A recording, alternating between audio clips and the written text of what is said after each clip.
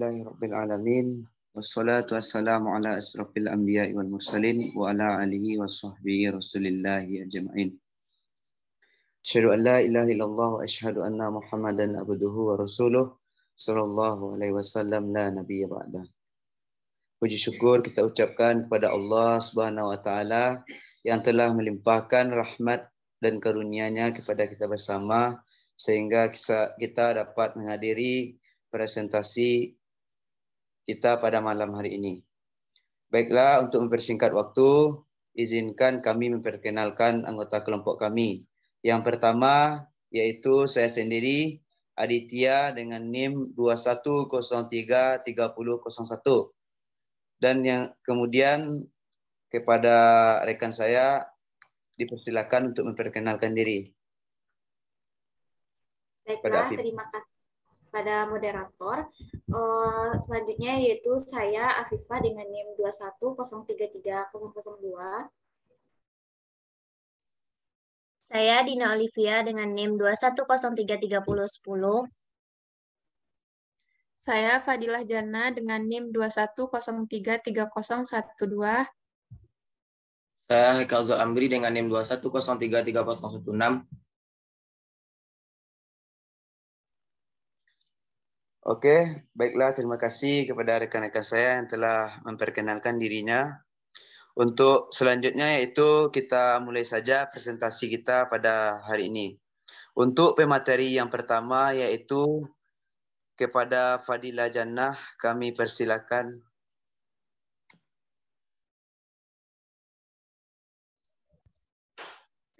Terima kasih kepada moderator. Baiklah, saya akan menjelaskan yaitu bab 1 pendahuluan. Yang pertama yaitu latar belakang.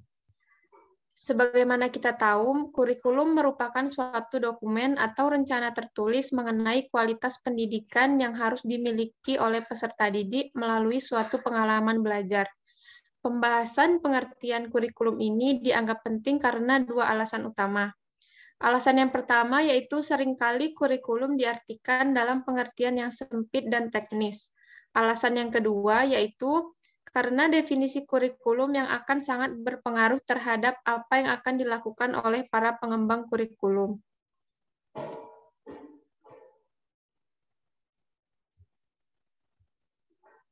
Selanjutnya yaitu perbedaan pemikiran atau ide yang akan menyebabkan terjadinya perbedaan dalam kurikulum yang dihasilkan, baik sebagai dokumen maupun sebagai pengalaman belajar. Yang kedua yaitu perbedaan pendapat para ahli didasarkan pada isu sebagai berikut. Filosofi kurikulum, ruang lingkup komponen kurikulum, polarisasi kurikulum, kegiatan belajar, dan posisi evaluasi dalam pengembangan kurikulum. Karena alasan-alasan tersebut, sehingga kami melakukan analisis dokumen kurikulum di SMAN 1 Banu Hampu. Yang kedua yaitu rumusan masalah. Berdasarkan dari latar belakang tersebut, rumusan masalah yang kami dapat yaitu yang pertama, bagaimana unsur-unsur kurikulum di SMA Negeri 1 Banu Hampu. Yang kedua, apa kurikulum yang diterapkan oleh SMA Negeri 1 Banu Hampu. Dan yang ketiga, bagaimana kelengkapan dokumen kurikulum di SMA Negeri 1 Banu Hampu.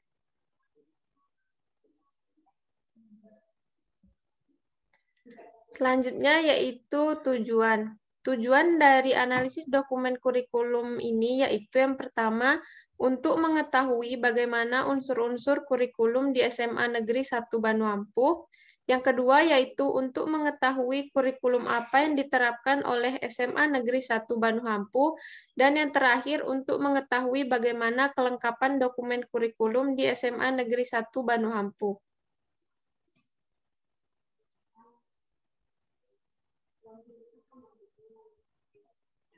Selanjutnya yaitu manfaat dari analisis dokumen kurikulum ini.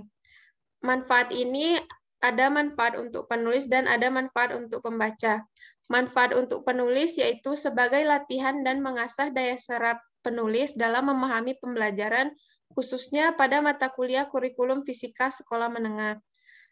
Manfaat untuk pembaca yaitu sebagai tambahan referensi pembelajaran terkait analisis dokumen kurikulum dan penilaian untuk menunjang hasil pembelajaran khususnya pada mata kuliah kurikulum fisika sekolah menengah. Baiklah, itu saja yang dapat saya jelaskan. Saya kembalikan kepada moderator. Terima kasih kita ucapkan kepada Fadila Jannah untuk pemateri selanjutnya, yaitu kepada Haikal Zul Amri. Kami persilakan. Baiklah, terima kasih saya ucapkan kepada moderator. Selanjutnya saya akan menjelaskan mengenai bab 2, yaitunya tentang kajian teori.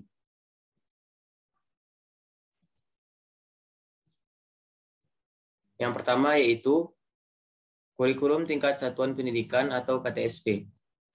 Pendidikan nasional diarahkan untuk mengembangkan kemampuan dan membentuk watak serta peradaban bangsa yang bermartabat dalam rangka mencerdaskan kehidupan bangsa dan untuk mengembangkan potensi peserta didik agar menjadi manusia yang beriman dan bertakwa kepada Tuhan Yang Maha Esa, berakhlak mulia, sehat, berilmu, cakap, kreatif, mandiri, dan menjadi warga negara yang demokratis serta bertanggung jawab. Selanjutnya, landasan yuridis yang mendasari kebijakan pelaksanaan kurikulum tingkat satuan pendidikan. Yang pertama yaitunya Undang-Undang Nomor 20 Tahun 2003 tentang Sistem Pendidikan Nasional. Yang kedua, Peraturan Pemerintah Nomor 19 Tahun 2005 tentang Standar Nasional Pendidikan atau SNP. 3. Peraturan Menteri Pendidikan Nasional Nomor 22 Tahun 2006 tentang standar isi untuk satuan pendidikan dasar dan menengah. 4. Peraturan Menteri Pendidikan Nasional Nomor 23 Tahun 2006 tentang standar kompetensi lulusan untuk satuan pendidikan dasar dan menengah. Yang kelima, Peraturan Menteri Pendidikan Nasional Nomor 24 Tahun 2006. Selanjutnya, dokumen kurikulum.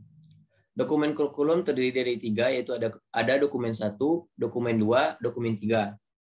Dokumen 1 berisi tentang visi, misi, tujuan, muatan, pengaturan beban belajar, dan kalender pendidikan. Pada dokumen 2 berisi tentang silabus.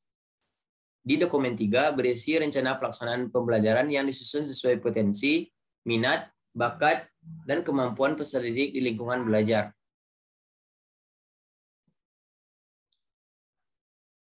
Baiklah, selanjutnya saya akan menjelaskan tentang dokumen kurikulum 1.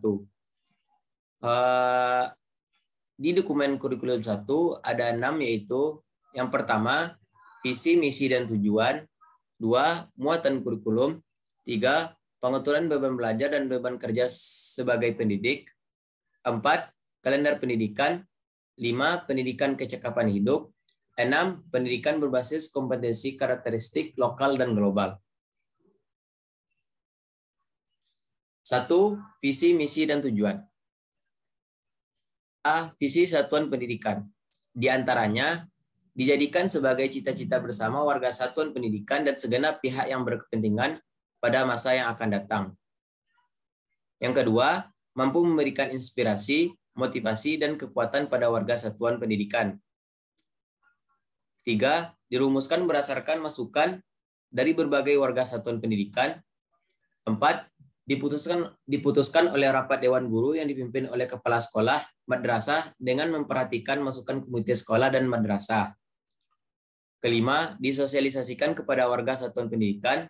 Dan yang terakhir yaitu ditinjau dan dirumuskan kembali secara berkala sesuai dengan perkembangan dan tantangan di masyarakat.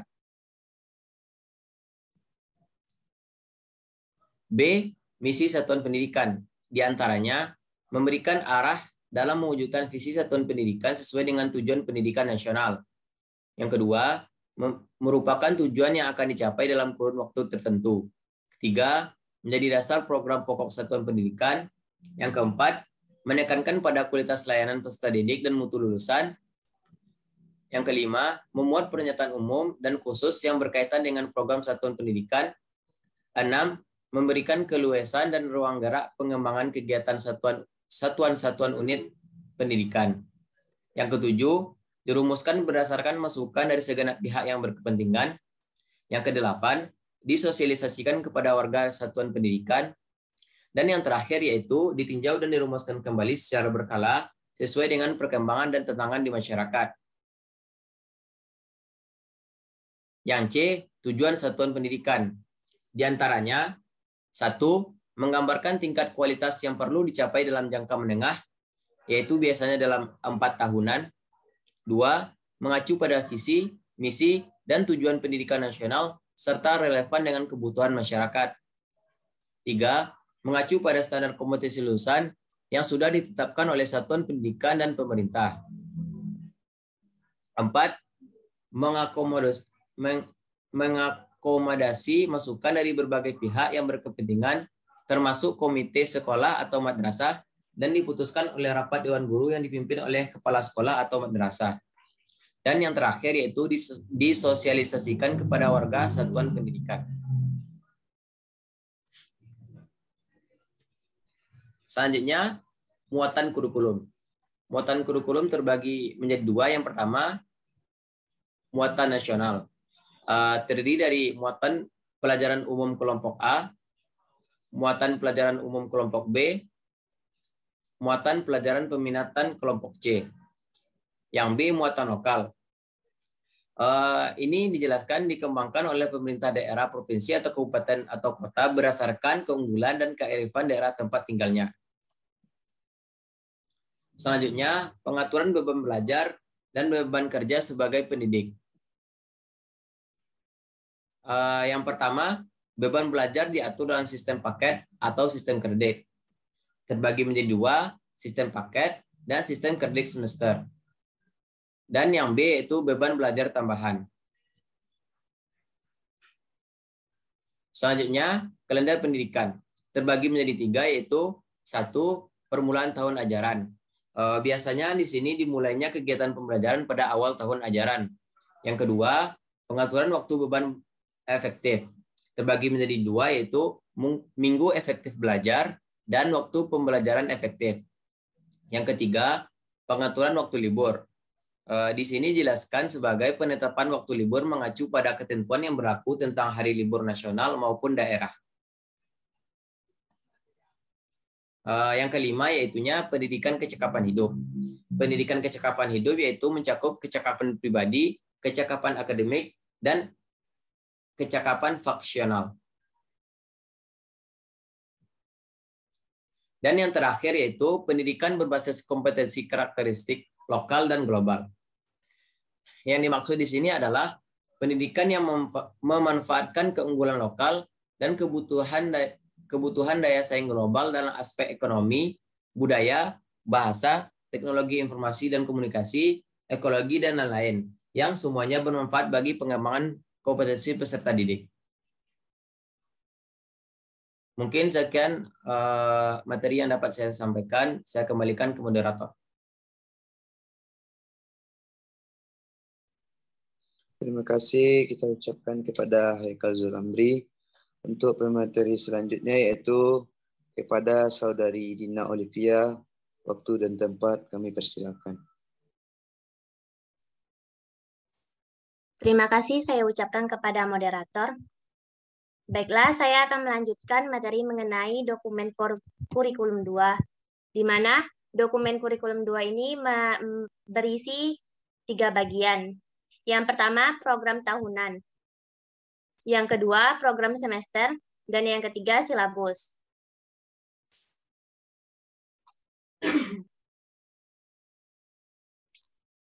Yang pertama, program tahunan. Program tahunan ini merupakan program umum setiap mata pelajaran untuk setiap kelas, berisi garis-garis besar yang hendak dicapai dalam 1 tahun dan dikembangkan oleh guru mata pelajaran yang bersangkutan. Program ini perlu dikembangkan oleh guru sebelum tahun ajaran dimulai, karena merupakan pengembangan bagi program-program berikutnya. Di mana program tahunan ini terdiri atas beberapa komponen. Komponen yang pertama yaitu identifikasi. Yang kedua, standar kompetensi. Yang ketiga, kompetensi dasar. Yang keempat, alokasi waktu. Dan yang kelima, keterangan.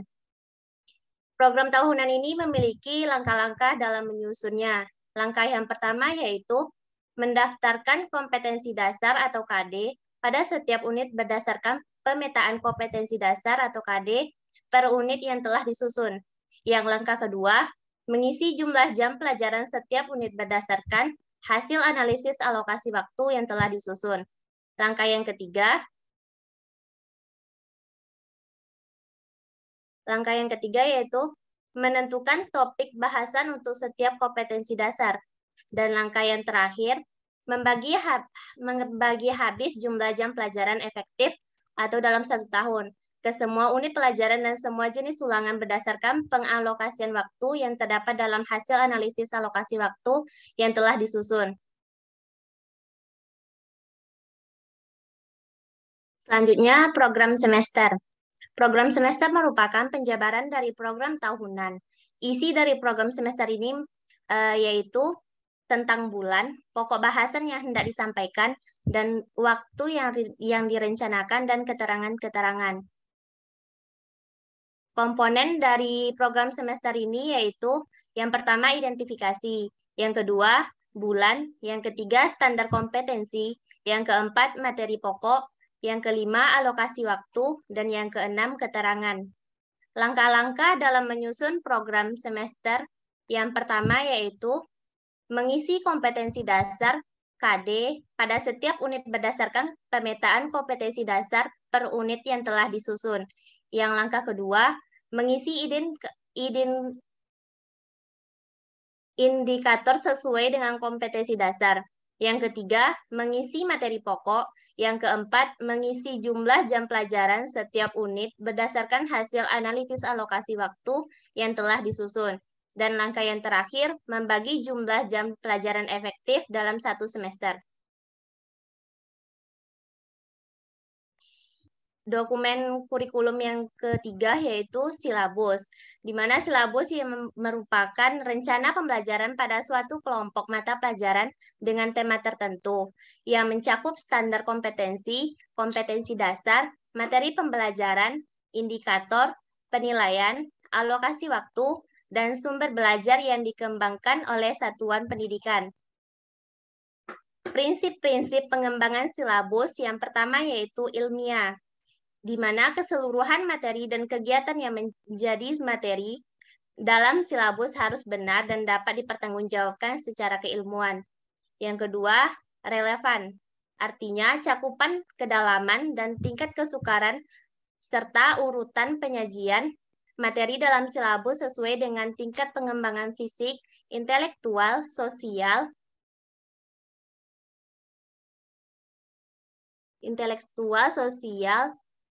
dalam silabus sesuai dengan pengembangan fisik, intelektual, sosial, emosional, dan spiritual peserta didik. Yang ketiga, konsisten. Ada hubungan yang konsisten antara kompetensi dasar, indikator, materi, pokok atau pembelajaran, kegiatan pembelajaran, sumber belajar, dan sistem penilaian. Yang keempat, sistematis. Komponen-komponen silabus saling berhubungan secara fungsional dalam mencapai kompetensi. Yang kelima, memadai. Artinya, cakupan indikator, materi pokok atau pembelajaran, kegiatan pembelajaran, sumber belajar, dan sistem penilaian cukup untuk menunjang pencapaian kompetensi dasar. Yang keenam, aktual dan konseptual. Artinya, cakupan indikator, materi pokok atau pembelajaran, kegiatan pembelajaran, dan sistem penilaian memerhatikan perkembangan ilmu, teknologi, dan seni mutakhir dalam kehidupan nyata dan peristiwa yang terjadi. Yang ketujuh, fleksibel. Artinya, keseluruhan komponen silabus dapat mengakomodasi variasi peserta didik, pendidikan, serta dinamika perubahan yang terjadi di sekolah dan tuntutan masyarakat. Sementara itu, materi ajar ditentukan berdasarkan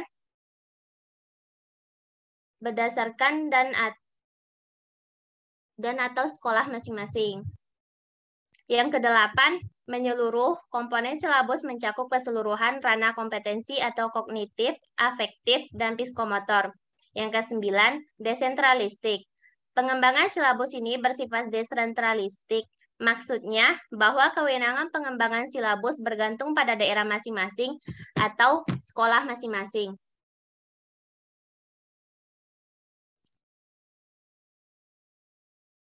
Selanjutnya, tahap-tahap pengembangan silabus. Tahap yang pertama, adanya perencanaan. Yang kedua, pelaksanaan. Yang ketiga, perbaikan. Yang keempat, pemantapan. Langkah yang pertama, perencanaan.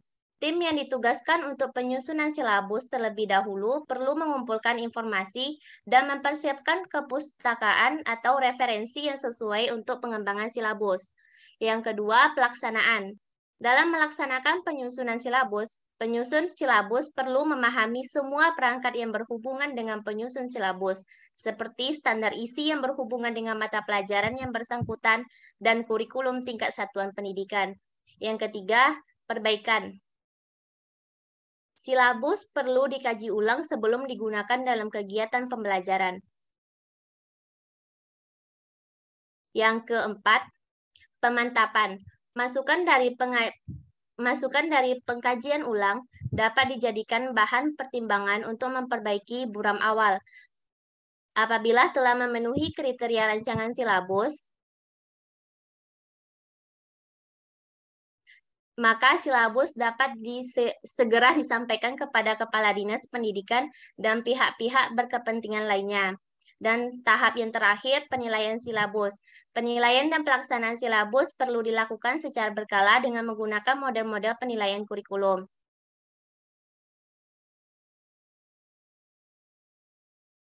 Selanjutnya, langkah-langkah pengembangan silabus. Langkah-langkah pengembangan silabus ada 7. Tahap yang pertama, mengisi identitas silabus. Yang kedua, menuliskan kompetensi inti. Yang ketiga, menuliskan kompetensi dasar. Yang keempat, mengidentifikasi materi pokok pembelajaran. Yang kelima, mengembangkan kegiatan pembelajaran. Yang keenam, merumuskan indikator. Dan yang ketujuh, penilaian. Selanjutnya, membahas mengenai dokumen kurikulum 3. Dokumen kurikulum 3 ini merakup RPP, di mana RPP ini merupakan perencanaan jangka pendek untuk memperkirakan apa yang dilakukan dalam pembelajaran. Dengan demikian, rencana pelaksanaan pembelajaran atau RPP merupakan upaya untuk memperkirakan tindakan yang akan dilakukan dalam kegiatan pembelajaran atau suatu perkiraan atau proyeksi guru mengenai seluruh kegiatan yang akan dilaksanakan baik oleh guru atau murid, terutama dalam kaitan pembentukan kompetensi. Selanjutnya, prinsip-prinsip penyusunan rencana pelaksanaan pembelajaran. Di mana prinsip-prinsip penyusunan RPP ini yang pertama yaitu kompetensi yang dirumuskan dalam rencana pelaksanaan pembelajaran atau RPP harus jelas. Yang kedua, kegiatan yang disusun dan dikembangkan dalam rencana pelaksanaan pembelajaran atau RPP harus menunjang sesuai dengan kompetensi dasar yang akan diwujudkan. Yang ketiga, harus ada koordinasi antara komponen pelaksana program sekolah, terutama apabila pembelajaran dilaksanakan dengan tim teaching atau dilaksanakan di luar sekolah agar tidak mengganggu jam-jam pelajaran yang lain.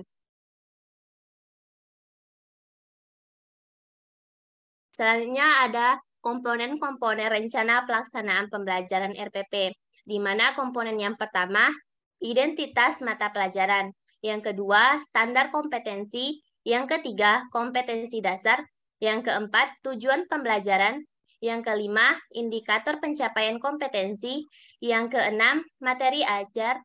Yang ketujuh, metode pembelajaran. Yang kedelapan, langkah-langkah pembelajaran. Yang kesembilan, alat atau bahan atau sumber belajar. Dan yang ke-10, penilaian.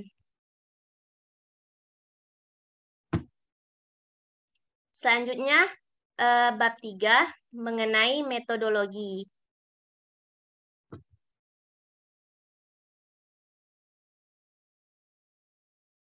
Pada bab 3 ini terdiri atas prosedur kegiatan.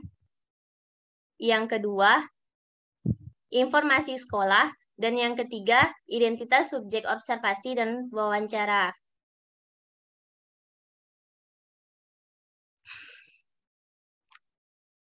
Mengenai prosedur kegiatan, langkah-langkah yang kami lakukan sebelum melakukan observasi dan wawancara yaitu yang pertama mengurus surat observasi. Dalam mengurus surat observasi, langkah awal yang kami lakukan yaitu membuat surat pada link. Yang kedua, meminta paraf ke ketua jurusan. Selanjutnya, meminta tanda tangan ke Dewan Kampus. Setelah itu, mengantarkan surat ke Dinas Pendidikan Provinsi Sumatera Barat. Setelah diantarkan, maka langkah selanjutnya yaitu menjemput surat balasan dari Dinas Pendidikan Provinsi Sumatera Barat. Setelah itu mengantarkan surat ke SMA yang bersangkutan. Langkah selanjutnya, kami mempersiapkan lembar observasi dan wawancara serta angket dengan guru. Yang selanjutnya, meminta file dokumen 1, 2, dan 3 ke sekolah yang bersangkutan. Yang keempat, menganalisis dokumen 1, 2, dan 3. Selanjutnya, kami melakukan kegiatan observasi dan wawancara di sekolah SMA Negeri 1 Banuhampu. Dan selanjutnya, melaksanakan observasi di SMA Negeri 1 dan Banuhampu. Setelah melakukan observasi dan wawancara, kami membuat laporan hasil observasi dan wawancara.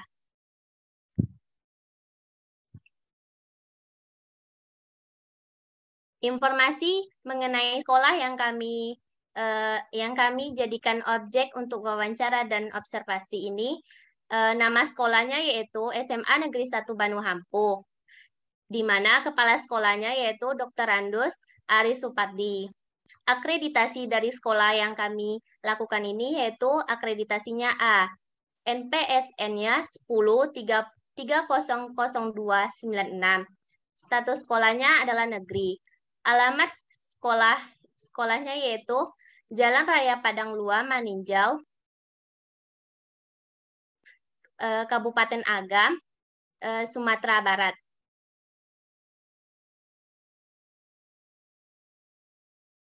Website dari sekolahnya yaitu https www.sman1banuhampu.sch.id. Emailnya yaitu sman1banuhampu@yahoo.com.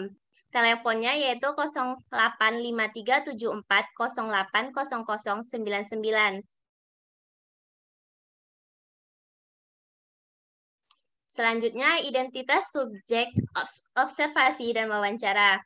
Dalam melakukan observasi dan wawancara ini, kami melakukan wawancara terhadap Bapak Syamrul Bahri SPD yang beralamat Jalan Abu Hanifah nomor 71 Padang Panjang Timur dengan nomor NIP 19781012002121003 dengan nomor telepon 0853 5603 9178. Hanya itu yang dapat saya sampaikan, saya kembalikan kepada moderator. Terima kasih kita ucapkan kepada Saudari Dina Olivia. Untuk pemateri selanjutnya, kita persilakan kepada Saudari Afifah. Kepada Afifah, waktu dan tempatnya kami persilakan. Baiklah, sebelumnya terima kasih kepada moderator atas waktunya. Baiklah, untuk materi keempat yaitu hasil analisis dan juga wawancara akan saya jelaskan. Yang pertama, kita akan melihat dulu tabel analisis dari dokumen kurikulum, di mana dokumen kurikulum sendiri itu terdiri atas 3, dokumen 1, dokumen 2, dan dokumen 3. Yang pertama ada dokumen 1. Nah, berdasarkan analisis kami, untuk aspek pertama yaitu cover atau halaman judul, pada dokumen 1 kurikulum SMA Negeri 1 Banuhampu ini sudah melengkapi semua deskripsi, kecuali logo yang tidak kami temukan pada halaman cover tersebut. Yang kedua ada lembar pengesahan, semuanya sudah sesuai deskripsi.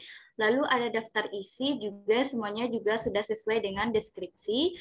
Lalu ada bab 1, yaitu yang terdiri atas pendahuluan, yang dimana ada latar belakang, landasan hukum, Dan juga ada tujuan pengembangan dari kurikulum tersebut, ada prinsip pengembangan dan juga acuan operasional dan juga profil sekolah, semuanya sudah melengkapi deskripsi tersebut. Oke, next. Selanjutnya juga yang kedua yaitu bab 2. Bab 2 sendiri itu terdiri atas tujuan, di mana ada tujuan pendidikan, dasar, atau menengahnya. Itu juga sudah lengkap semuanya. Lalu untuk yang kedua ada visi sekolah. Jadi visi sekolah juga sudah melengkapi deskripsi tentang pembuatan visi sekolah. Lalu selanjutnya ada misi sekolah juga melengkapi semua deskripsi. Lalu tujuan sekolah juga melengkapi semua deskripsi. Lalu selanjutnya ada rencana strategi sekolah. Nah, kami tidak menemukan adanya rencana strategi sekolah pada dokumen 1 kurikulum SMA Negeri 1 Bandung Lampung. Selanjutnya ada bab 3. Nah, bab 3 ini terdiri atas struktur dan juga muatan kurikulum. Untuk yang pertama, struktur kurikulumnya sudah memenuhi semua deskripsi. Lalu selanjutnya ada muatan lokal. Semuanya sudah melengkapi deskripsi, namun terdapat sedikit kekurangan pada bagian ini, yaitu kurang sesuai dengan acuan dari kurikulum yang tentang muatan lokal yang sebelumnya sudah dijelaskan pada kajian teori. Terus juga ada perbedaan dari acuan pembuatan muatan lokal pada kurikulum SMA ini. Kami menemukan isinya itu berupa pengintegrasian mulok nilai-nilai Al-Quran dan budaya Minangkabau pada KD mata pelajaran yang relevan, serta strategi pelaksanaan integrasi nilai-nilai Al-Quran dan juga budaya Minangkabau pada KD mata pelajaran yang relevan. Nah, seperti yang sudah dijelaskan sebelumnya pada muatan lokal, untuk acuan muatan lokal sendiri sebenarnya tidak ada tentang budaya Minangkabau sendiri. Tapi SMA Negeri 1 Bandung Lampung memasukkan pengintegrasian nilai-nilai Al-Quran dan juga budaya Minangkabau tersebut pada muatan lokalnya. Selanjutnya ada pengembangan diri. Nah, untuk pengembangan diri sendiri itu sudah melengkapi semua deskripsi. Lalu ada beban belajar. Nah, beban belajar juga sudah melengkapi semua bagian deskripsi. Oke, next. Selanjutnya ada ketuntasan belajar juga sudah memenuhi semua deskripsi. Lalu untuk kenaikan kelas dan juga kelulusan. Semuanya juga sudah memenuhi deskripsi, namun juga terdapat beberapa kekurangan, yaitu tidak terdapat strategi penanganan siswa yang tidak naik kelas ataupun tidak lulus pada bagian ini. Lalu selanjutnya ada pendidikan kecakapan hidup dan pendidikan berbasis keunggulan lokal dan global. Saat kami menganalisisnya juga tidak terdapat di dalam dokumen 1 ini. Lalu masuk ke bab selanjutnya yaitu kalender pendidikan. Nah, untuk kalender pendidikan sebenarnya semuanya sudah memenuhi deskripsi, namun juga terdapat beberapa kekurangan pada dokumen ini, yaitu untuk minggu efektif kurikulum SMA Negeri 1 Bandung Lampung, yaitu di situ tertulis 26 minggu. Sedangkan untuk minggu efektif itu seharusnya itu minimum 34 minggu. Dan untuk penutup juga sudah memenuhi semua deskripsi. Lalu untuk lampiran, hanya saja pada lampiran ini juga terdapat kekurangan di mana tidak terdapat daftar hadir dari penyusunan kurikulum sekolah. Oke, next. Baiklah, selanjutnya untuk tabel analisis dokumen 2. Nah, dokumen 2 ini yang kami analisis itu terdiri atas silabus saja, di mana semuanya itu sudah melengkapi deskripsi yang seharusnya ada pada silabus. Misalnya pada silabus itu terdapat ada KI-nya dan KD. Terus ada materi pembelajaran, kegiatan pembelajaran, indikator, dan juga ada penilaian, alokasi waktu, dan sumber belajar. Itu semua sudah terdapat pada silabus di dokumen 2, baik itu tingkatan kelas 10, 11, ataupun 12, semester 1 ataupun semester 2. Oke, next. Baiklah, untuk selanjutnya itu untuk analisis dokumen 3. Jadi dokumen 3 ini terdiri atas RPP, di mana semuanya itu sudah melengkapi aspek deskripsi, namun ada beberapa yang tidak, seperti tidak terdapat indikator ataupun identitas mata pelajaran, baik itu pada RPP kelas 10, 11, dan juga 12. Namun yang lainnya sudah melengkapi deskripsi. Oke, next. Baiklah, dari tabel analisis tadi, jadi kami menentukan hasil analisis dokumen 1. Ya, pertama untuk cover dan halaman judul. Jadi berdasarkan analisis kami terhadap dokumen 1 pada kurikulum 2013 SMA Negeri 1 Bandung Hampu, pada bagian aspek cover atau halaman judul ini hanya terdapat beberapa kekurangan, seperti tidak adanya logo pada halaman judul tersebut. Namun pada bagian ini sudah dilengkapi dengan judul yang tepat dan juga terdapat tahun pelajaran dan alamat sekolah yang ditulis dengan lengkap. Yang kedua ada lembar pengesahan. Nah, berdasarkan analisis yang kami lakukan, kami memperoleh hasil untuk aspek lembar pengesahan ini sudah lengkap, di mana pada bagian ini terdapat rumusan kalimat pengesahan yang baik dan benar juga terdapat tanda tangan kepala sekolahnya sebagai pihak yang mensahkan beserta cap sekolah, dan juga terdapat tanda tangan ketua komite sekolah sebagai pihak yang mengetahui beserta cap komite sekolah, dan juga kepala dinas pendidikan kabupaten ataupun kota. Oke, next. Selanjutnya ada bagian pendahuluan. Jadi pendahuluan itu terdiri atas 5. Yang pertama ada latar belakang. Jadi berdasarkan analisis yang sudah kami lakukan terhadap latar belakang tersebut, kami memperoleh hasil bahwa untuk latar belakang ini sudah disusun sesuai dengan bahasa yang baik dan juga benar, dan juga sesuai dengan acuan pembuatan latar belakang pada acuan penyusunan kurikulum 2013. Selanjutnya landasan hukum. Juga pada landasan hukum ini juga sudah memuat berbagai landasan hukum pengembangan kurikulum 2013 yang memuat banyak landasan hukum. Misalnya yang pertama itu terdapat landasan hukum dari Undang-Undang Republik Indonesia Nomor 20 Tahun 2003, atau misalnya ada Peraturan Pemerintah Republik Indonesia Nomor 19 Tahun 2005 tentang Standar Nasional Pendidikan. Dan juga beberapa peraturan yang lainnya yang banyak terdapat pada landasan hukum ini. Lalu selanjutnya ada tujuan pengembangan kurikulum 2013. Nah, pada bagian ini itu diuraikan semua tujuan pengembangan kurikulum 2013 oleh tim pengembangan kurikulum SMA Negeri 1 Bandung Hampu yang dirumuskan dengan bahasa yang baik dan juga benar. Selanjutnya ada prinsip pengembangan kurikulum 2013.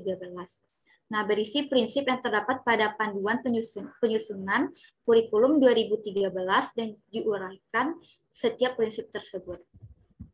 Setiap prinsip tersebut diuraikan dengan bahasa yang baik dan juga benar. Selanjutnya ada profil sekolah. Jadi pada bagian profil sekolah ini, dokumen itu sudah menguraikan secara singkat bagaimana kondisi sekolah pada saat itu. Berdasarkan analisis yang kami lakukan, kami melihat profil sekolah secara singkat itu ada memuat identitas sekolahnya, identitas tamatan siswa pada tahun tersebut atau tahun-tahun sebelumnya. Juga bagaimana kondisi perpustakaan pada saat itu, sarana dan juga prasarana pada saat itu. Dan selain itu juga memuat beberapa rincian tentang pengeluaran keluar dan juga masuk pada tahun itu, ataupun dana yang didapat oleh sekolah tersebut pada tahun itu dan 2 tahun belakangan. Jadi untuk profil sekolah ini agar lebih terlihat lebih ringkas, maka mereka tuh menggunakan tabel. Jadi menggunakan tabel, jadi terlihat lebih ringkas dan juga mudah dibaca. Oke, next. Selanjutnya yaitu bab 2. Nah, untuk bab 2 ini terdiri atas tujuan pendidikan dasar sekolah menengah, visi dan misi sekolah, juga tujuan sekolah dan rencana strategis. Jadi berdasarkan analisis yang kami lakukan terhadap dokumen tersebut, semua bagian itu sudah tercantum kecuali rencana strategis sekolah yang tidak tercantum pada bab 2 ini.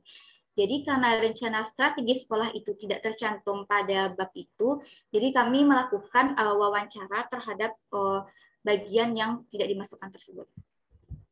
Selanjutnya ada struktur dan muatan kurikulum, juga semuanya itu sudah mencakup, kecuali ada beberapa komponen yang tidak terdapat, seperti pendidikan kecakapan hidup dan pendidikan berbasis keunggulan lokal dan juga global yang tidak terdapat pada dokumen tersebut. Jadi sama halnya seperti yang saya jelaskan sebelumnya, yaitu tentang rencana strategi sekolah. Jadi untuk yang dua tidak ada itu pada struktur muatan kurikulum, kami melakukan wawancara terhadap waka kurikulum sekolah tersebut. Selanjutnya untuk kalender pendidikan, jadi untuk kalender pendidikan pembuatannya itu sudah sesuai dengan standar isi dan panduan penyusunan kurikulum 2013 yang sebelumnya sudah dijelaskan. Lalu untuk bagian penutup dan lampiran itu semua juga sudah sesuai dan juga sudah lengkap, kecuali mungkin pada lampiran itu tidak dilampirkan daftar hadir dari tim pengembang kurikulum sekolah yang hadir pada saat itu. Oke, next. Selanjutnya hasil analisis dari dokumen 2. Yang pertama ada silabus. Silabus disusun berdasarkan standar proses dan panduan penyusunan kurikulum 2013.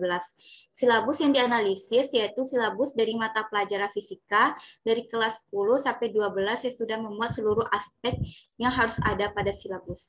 Jadi berdasarkan analisis kami untuk silabus baik itu dari kelas 10 sampai dengan kelas 12 itu semua sudah lengkap. Selanjutnya ada prota.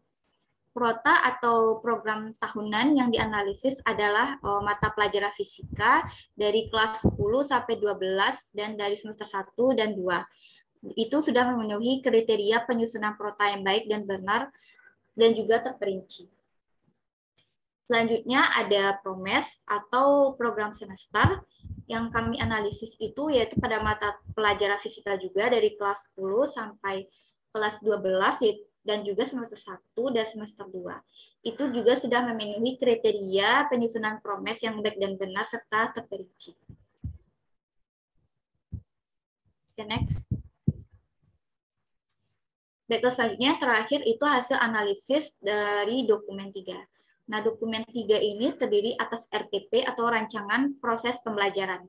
RPP yang dianalisis adalah RPP dari mata pelajaran fisika, itu mulai dari kelas 10 sampai kelas 12, semester 1 dan 2. Jadi penyusunan RPP sudah sesuai dengan standar proses, mungkin hanya saja ada beberapa komponen yang tidak tercantum di dalam RPP. Seperti yang saya jelaskan sebelumnya, ada 2 komponen yang tidak terdapat pada RPP tersebut.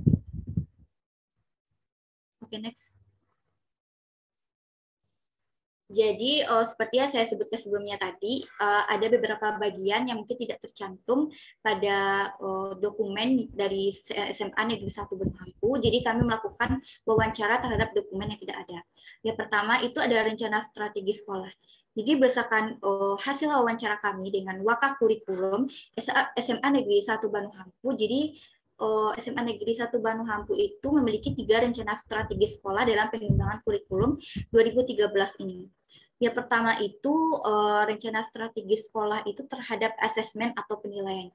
Jadi berdasarkan wawancara yang kami lakukan pada waka kurikulum, jadi waka kurikulum itu memiliki pendapat bahwa mungkin penilaian dari kurikulum 2013 yang sedang dirancang sekolah pada saat ini itu hanya berfokus pada penilaian, tapi sebenarnya itu tidak boleh berfokus kepada penilaian saja, tapi juga kompetensi dari peserta didik. Jadi untuk itulah rencana strategi sekolah mengubah, jadi tidak mengarahkan hanya ke penilaian saja, tapi lebih ke kompetensi dari peserta didik itu sendiri. Yang kedua ada rencana strategis dari sekolah Bandung Hampu itu terhadap perubahan kurikulum. Jadi pertama mereka itu menetapkan kurikulum 2013. Nah, selanjutnya mereka akan menetapkan kurikulum Merdeka Belajar karena menurut mereka itu akan lebih efektif untuk peserta didik itu mengembangkan lebih kompetensi mereka. Yang ketiga juga menghadirkan pembelajaran yang bermakna sehingga membuat siswa itu timbul berkeinginan untuk belajar lebih giat. Itu untuk rencana strategi sekolah dari SMA Negeri 1 Bandung Hampu. Yang selanjutnya itu ada pendidikan kecakapan hidup. Nah, untuk pendidikan kecakapan hidup di SMA Negeri 1 Bandung Hampu ini, dia itu lebih menerapkan ke pembelajaran PKWU ataupun ekstrakurikuler yang ditetapkan pada sekolah tersebut. Jadi itu lebih melekat pada masing-masing pelajaran atau kompetensi dari peserta didik tersebut. Jadi kecakapan hidup ini itu berguna sebagai bekal bagi peserta didik setelah tamat dari pendidikan, sehingga mereka itu memiliki kompetensi yang berguna untuk terjun ke dunia masyarakat. Misalnya untuk pendidikan kecakapan hidup tersebut, misalnya mereka itu membuat teknologi rekayasa. Nah, di mana mereka tuh misalnya merancang kerajinan, karena biasanya di Bandung Hampu itu lebih banyak itu tentang kerajinan misalnya, atau budidaya ikan tawar. Nah, mereka itu lebih mengembangkan budidaya tersebut di sekolah mereka, dan nantinya siswa itu setelah tamat dapat melanjutkan lagi budidaya tersebut untuk terjun ke dunia masyarakat, seperti itu. Oke, next. Dan selanjutnya ada pendidikan berbasis keunggulan lokal dan juga global. Jadi ada dua, ada keunggulan lokal dan juga global. Jadi berdasarkan wawancara yang kami lakukan, untuk keunggulan lokal itu mereka tuh lebih melihat ke keunggulan lokal dari Bandung Hampu sendiri. Misalnya di situ lebih banyak budidaya tanaman. Jadi mereka itu mengolah lahan di belakang SMA tersebut untuk budidaya beberapa tanaman. Misalnya ada anggrek atau sayur-sayuran di sana. Atau juga mereka itu juga membudidaya ikan air tawar juga di sana. Atau kerajinan di SMA Negeri 1 Bandung Hampu. Atau mereka juga melakukan berbagai kegiatan ekstrakurikuler di SMA Negeri 1 Bandung Hampu. Sedangkan untuk pendidikan berbasis keunggulan global, jadi mereka tuh lebih memanfaatkan labor komputer sebagai sarana informasi. Okay, next. Jadi berdasarkan pendidikan berbasis lokal tadi, terdapat dua ekstrakurikuler di SMA Negeri 1 Bandung Hampu, ada yang akademik dan non-akademik. Untuk akademik itu ada dua, yaitu bergerak di bidang olimpiade, misalnya ada olimpiade fisika, kimia, biologi, matematika, dan lain-lainnya. Yang kedua ada seni rupa, misalnya dalam bidang menyanyi, menari, melukis, dan lainnya. Lalu non-akademik, misalnya ada pembibitan ikan lele di sana, ada PKWU itu bergerak dalam bidang bisnis, lalu yang ketiga ada paskibraka dan pembuatan sulaman. Lalu terakhir itu ada kendala dalam penyusunan dokumen kurikulum. Nah, kendala yang dihadapi secara umum dalam penyusunan kurikulum ini tidak ada, tetapi ada beberapa penyempurnaan atau revisi yang akan diadakan dalam waktu dekat. Biasanya itu didatangkan beberapa bimbingan atau narasumber dari lembaga-lembaga yang berkompeten, misalnya dalam pembuatan bahan ajar seperti RPP, silabus, modul, ataupun RKPD. Okay, next. Baiklah, sekian mungkin dari saya kembalikan kepada moderator. Terima kasih kita ucapkan kepada Saudari Afifah. Untuk pemateri selanjutnya yaitu saya sendiri. Bab penutup. Next.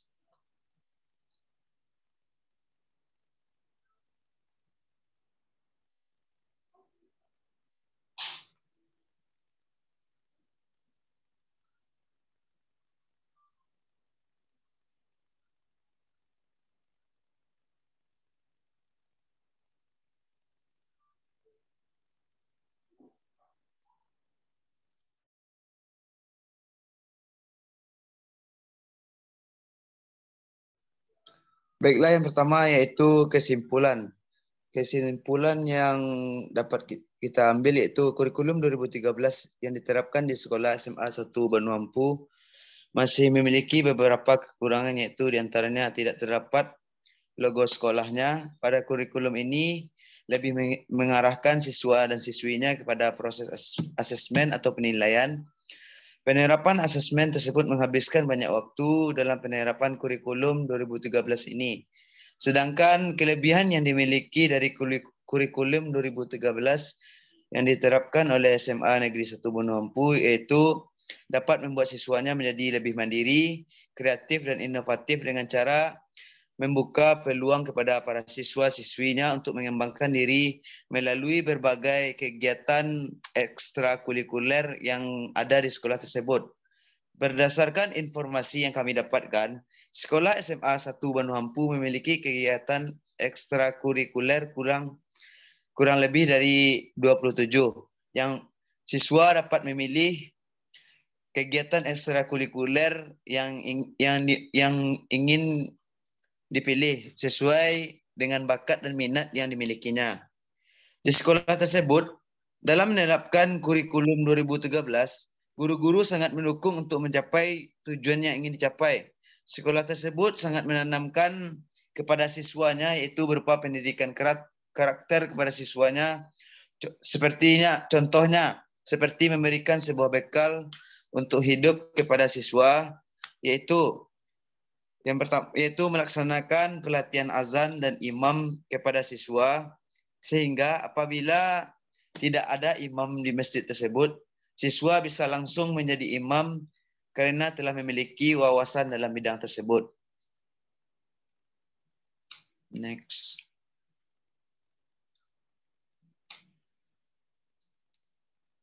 Kemudian yaitu saran. Saran ini terbagi atas 3. Yang pertama itu saran bagi pemerintahan, yang kedua saran bagi sekolah, yang 3 saran bagi guru. Bagi pemerintahan yaitu dalam setiap pembaharuan kurikulum, setidaknya kurikulum didasari atas prinsip pengembangan kurikulum, kemudian pemerintah harus kekurangan serta hambatan yang dialami dalam setiap daerah. Dalam setiap rencana persiapan perubahan kurikulum, bisa melibatkan guru-guru agar pada saat penerapannya tidak banyak mendapatkan masalah, serta mengantisipasi hal-hal yang tidak menjadi kesulitan atau hambatan pada saat penerapan. Kemudian melihat lebih awal kondisi kesiapan sekolah yang berada di daerah-daerah terpencil. Yang kedua bagi sekolah. Sekolah harus lebih siap dan cekatan dalam menerima pembaruan kurikulum yang diberikan oleh Kementerian Pendidikan dan Kebudayaan, khususnya sekolah-sekolah harus memberikan pendidikan dan pelatihan kepada guru-guru atau tenaga pendidik terkait pembaruan kurikulum dengan mendatangkan orang yang berkompeten di bidang tersebut. Yang ketiga itu saran bagi guru. Bagi guru agar lebih bisa mengantisipasi secara pribadi persoalan atau hambatan yang ditemukan dalam proses pembelajaran, serta melihat pendekatan karakter yang sesuai kepada setiap peserta didik. Terus dalam setiap kegiatan pembekalan kurikulum yang dilakukan pemerintahan, guru-guru seharusnya ikut serta dan serius dalam diklat yang dilakukan agar dalam pemberian materi bisa dipahami. Baiklah, sekian dari saya. Kami dari kelompok 2 mohon undur diri. Apabila ada kesalahan, mohon dimaafkan. Saya selaku moderator. Assalamualaikum warahmatullahi wabarakatuh.